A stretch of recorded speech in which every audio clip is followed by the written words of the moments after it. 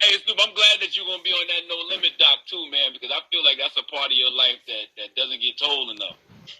Man, do you realize that saved my life?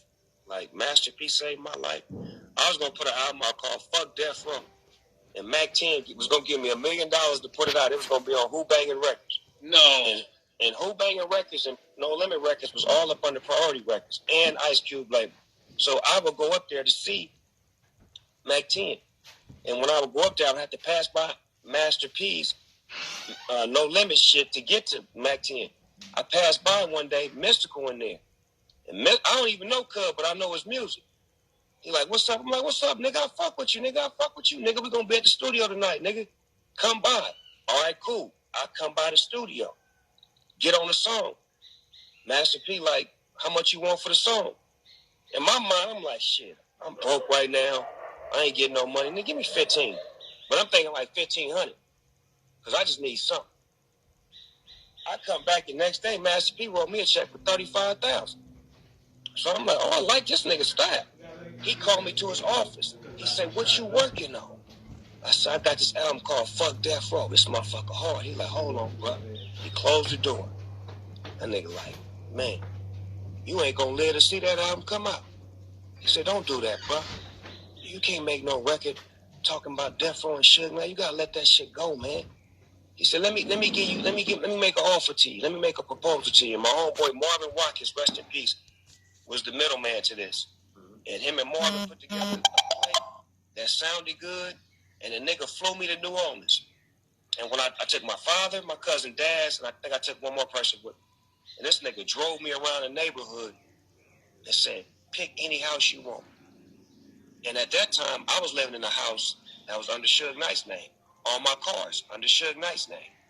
So for a nigga to show me, damn, you could have your own sign on the dotted line, I had to say, you know what? Fuck that. I'm going with this nigga. So he was like, nigga, if you sign with me, you got to come down to New Orleans. You can't be out here. You and your own family got to come down here.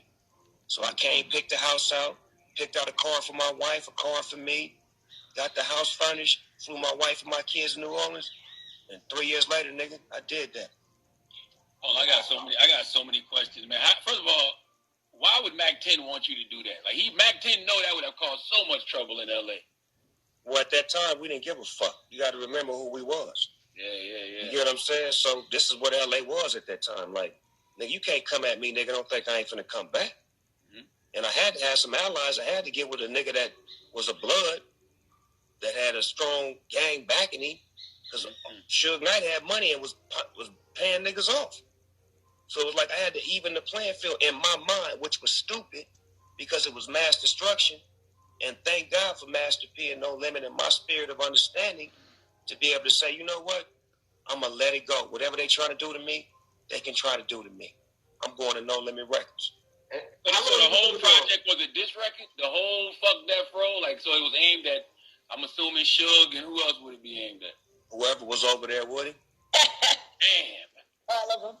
All of the AK-47 shots. Lay anything. Grandma in the house, she get it too. And why did Interscope let you? I don't understand it, because you were such a big artist. Like, Interscope didn't just let you go to Priority, right? Or is that all the same building? No, that's not the same building. Okay. Basically, I feel Interscope didn't want that issue. That Suge Knight issue. Because remember, he was a goon too. Mm-hmm. Nigga, you owe me. Nigga, that's my artist. You know, he was one of them. And I don't think they wanted that pressure. Because remember, Dre had left and went there. So, and that was like not a clean break. And Dre left with nothing. Right. And he still had shit to say about it. Nigga, he left with everything. Even me. Like, come on, man. So, like, you know, certain things we had to leave behind in order to move forward.